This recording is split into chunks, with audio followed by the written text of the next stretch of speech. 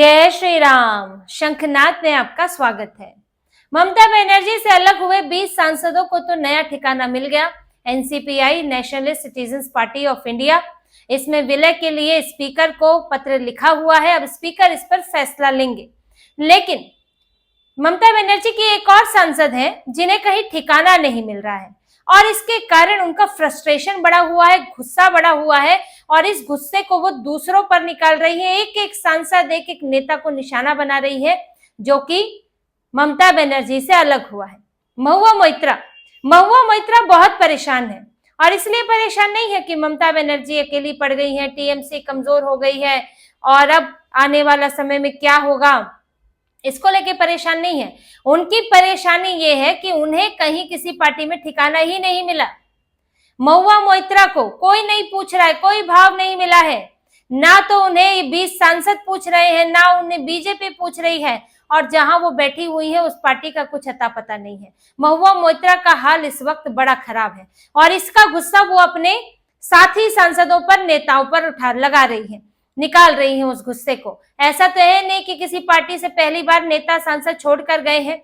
जब टीएमसी में communist party के लोग भर भर कर आ रहे थे तब इन्हें बुरा नहीं लग रहा था, लेकिन जब अपने नेता सांसद अलग हो रहे हैं और उसमें भी अभिषेक बनर्जी, ममता बनर्जी का रवैया इसमें जिम्मेदार है, तो महुआ मोइत्रा को बड़ा गुस्सा आ रहा है। महुआ मोइत्रा को एक डर और भी लगा हुआ है। इन्हें डर लग रहा है अंडे फेंक के जाने का। बड़ा डरी हुई है कि जिस तरह से यह अभिषेक बनर्जी पर अंडे फेंक दिए गए, कल्याण बनर्जी के ऊपर जो है हमला हुआ और जो है इनके जो नेता हैं उनके ऊपर गाहे बगाहे कोई ना कोई अंडा फेंक देता है। इससे महुआ मोइत्रा भी परेशान है। तो कब अंडे कहां से चल जाए, तो इसलिए इन्होंने एक वीडियो जारी किया है। महुआ मोइत्रा इस वीडियो में धमकी दे रही है कि अगर मुझ पर किसी ने अंडे फेंके तो मैं सुप्रीम कोर्ट चली जाऊंगी। अब देखिए, अंडे फेंके सुप्रीम कोर्ट चली जाएंगी, मैं पुलिस में शिकायत करूंगी, पुलिस अगर बीजेपी की है तो मैं हाई कोर्ट चली जाऊंगी, हाई कोर्ट बीजेपी का है तो मैं सुप्रीम कोर्ट चली जाऊंगी। तो आपके चेहरे, जो मुझ पर अंडे फेंकेगा उसके चेहरे जो है कहीं ना कहीं कैमरे में आ जाएंगे और मैं छोड़ूंगी नहीं, धारा 156 लगवाऊंगी। इस तरह की धमकियां दे रही हैं। इनका वीडियो है जिसमें महुआ मोइत्रा ने ये सब बातें कही हैं। आप भी इसको देखिए कि ये किस तरह से डरी हुई है अंडे फेंके जाने से। আপনাদের মুখ দেখা যাচ্ছে, আপনারা যে আমার জন্য অপেক্ষা করছেন হাতে ডিম নিয়ে, প্রত্যেকটার মুখ দেখা যাচ্ছে। You can be recognised, you can be identified. এখন আমি কি করব? আমি তো এফআইআর করব। আপনারা হয়তো বলবেন যে না, পুলিশ তো আমাদের, পুলিশ তো বিজেপি, কিচ্ছু যায় আসে না। এফআইআর যদি না নেয়, আমি বাই নেম 156(3) করছি ম্যাজিস্ট্রেটের কাছে। ম্যাজিস্ট্রেট যদি না শুনে সেটা আমি হাইকোর্ট করব। হাইকোর্ট যদি না করে আমি সুপ্রিম কোর্ট করব। क्योंकि महुआ मोइत्रा को पता है कि अगर टीएमसी में रही तो कहीं ना कहीं से कुछ ना कुछ तो फेंका ही जाएगा। कभी तो बाहर निकलना पड़ेगा, कभी तो प्रचार करने भी उतरना पड़ेगा, कभी तो सड़क पर नजर आएंगी और कहीं कोई अंडा फेंक देगा, कहीं कोई हमला कर देगा, पत्थर फेंक देगा। तो क्या होगा? महुआ मोइत्रा सोफिस्टिकेटेड सी, टिप टॉप रहने वाली सांसद है, नेता है, अब अंडा कोई फेंक देगा तो चेहरा खराब हो जाएगा। डरी हुई है और डर ये भी है कि अब टीएमसी में कब तक फंसी रहूंगी, कब तक अंडे का डर बना रहेगा, क्योंकि जब तक पार्टी नहीं बदलेंगी तब तक ये स्थिति बनी रहेगी और पार्टी में उन्हें कोई और ले नहीं रहा है। महुआ मोइत्रा के साथ जो सायोनी घोष थी उनको तक दूसरे खेमे ने ले लिया, इन्हीं के साथ काकोली घोष थी उनको भी दूसरे खेमे ने ले लिया, लेकिन महुआ मोइत्रा को किसी ने नहीं लिया। अब वो आग बबूला होकर कभी यूसुफ पठान पर बरस रही है, कभी सुदीप बंदोपाध्याय पर बरस रही है, कभी काकोली घोष पर बरस रही हैं, कभी सायोनी घोष को उटपटांग कह रही हैं कि सायोनी घोष से उम्मीद नहीं थी, कोई मुंह पर झूठ बोल दे तो कैसे होगा। सुदीप बंदोपाध्याय को बोल रही हैं कि आपकी तो मुखौटा और विग दोनों उतर गए हैं, आपका तो पेट खराब था, आपने तो बोला था आप कोलकाता में एडमिट है, लेकिन आप तो यहाँ भूपेंद्र यादव के घर पर नजर आए। यूसुफ पठान को लेकर बोल रही हैं कि इन्हें बुलडोजर चलने का डर था और वो भी किसी कश्मीर के नेता आगा मेहंदी, उन्होंने जब ट्वीट किया यूसुफ पठान को लेकर तो इसमें बोल रही हैं बिल्कुल सही कह रहे हैं, मैंने एक ऐसे व्यक्ति का साथ दिया जिसमें ना हिम्मत है ना रीढ़ है, उसको तो अपने बुलडोजर का ही डर लग रहा है। इनका कहना है कि वडोदरा में सरकारी जमीन पर इनका घर है और उस पर बुलडोजर चल सकता है। अब ये इस बात में कितनी सच्चाई है ये नहीं कहा जा सकता, क्योंकि ये तो इनके अपने बयान और आरोप हैं। देखिए, बात बुलडोजर चलने का डर होता तो फिर ये पिछले 2024 में भी तो बीजेपी की ही सरकार थी। 2024 में ममता बनर्जी के साथ चुनाव क्यों लड़े थे? ना लड़ते, बीजेपी की तरफ से लड़ लेते। तो बुलडोजर का डर होता तो तब होता, अब चुनाव लड़के 1-2 साल बाद अब किस बात का डर है? ये तो इनके आरोप है, ये आरोप इनके सब पर लग रहे हैं। जो इनसे अलग हो गया है वो बुरा हो गया है, वो डरपोक हो गया है, वो लालची हो गया है। अब महुआ मोइत्रा अपना गुस्सा निकाल रही हैं और जिन कल्याण बनर्जी को उन्होंने एक तरह से सुअर तक कह दिया था, आज उन कल्याण बनर्जी के साथ उनकी दोस्ती हो रखी है। तो मजबूरी इनकी है। कल्याण बनर्जी ने इन्हें घर तोड़ने वाली कहा था, क्योंकि इन्होंने एक शादीशुदा व्यक्ति से शादी की और कहा था कि हनीमून से आई हैं और यहाँ पर अब ये झगड़ा कर रही है, तो इनके ऊपर तंज कसे थे। और इन्होंने बदले में कहा था कि कीचड़ में लौटने वाले के साथ आप बहस करेंगे तो कीचड़ आप पर भी लगेगा, यानी कि सुअर कहा था इन्होंने एक तरह से कल्याण बनर्जी को। अब जब इतने झगड़े हुए थे इनके बीच में और आज ये इंटरव्यूज में कह रही हैं कि कल्याण बनर्जी अभी पार्टी के लिए बड़ी मजबूती के साथ खड़े हुए हैं, हम लोग साथ हैं, अब कभी अच्छा समय होगा तो तब हमारे बीच तकरार हो सकती है, लेकिन अभी हम साथ हैं। तो अब आपको कल्याण बनर्जी से हाथ मिलाना पड़ा है। काकोली घोष ने तो नहीं मिलाया। काकोली घोष उस वक्त उन्होंने गुस्सा जाहिर किया, नाराजगी जाहिर की जब कल्याण बनर्जी को चीफ व्हिप बना दिया ममता बनर्जी ने, क्योंकि जी हजूरी करने में लगे हुए थे। काकोली घोष अलग हो गई। महुआ मोइत्रा का भी झगड़ा था, खुलेआम झगड़ा था, यहाँ तक कि जैसा झगड़ा हुआ था कि कल्याण बनर्जी को गिरफ्तार करने तक को बोल दिया था महुआ मोइत्रा ने पुलिस को। लेकिन आज उन कल्याण बनर्जी के साथ इन्हें हाथ मिलाना पड़ रहा है।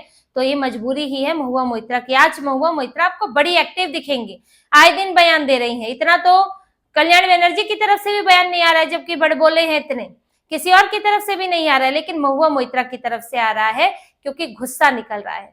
अब देखिए इनको जगह क्यों नहीं मिली? आखिर ये 20 में 21 में ये भी हो सकती थी। ऐसा तो नहीं है कि महुआ मोइत्रा को पाला बदलने में कोई समस्या है।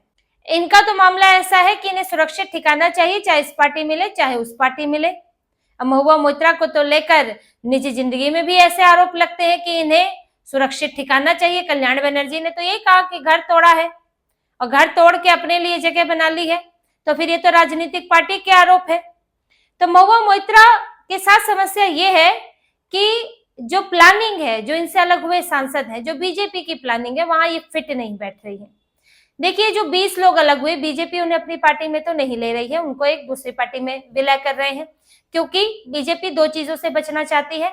एक तो बीजेपी ये नहीं चाहती कि उसका तृणमूलीकरण हो, यानी कि वो अब टीएमसी बन जाए।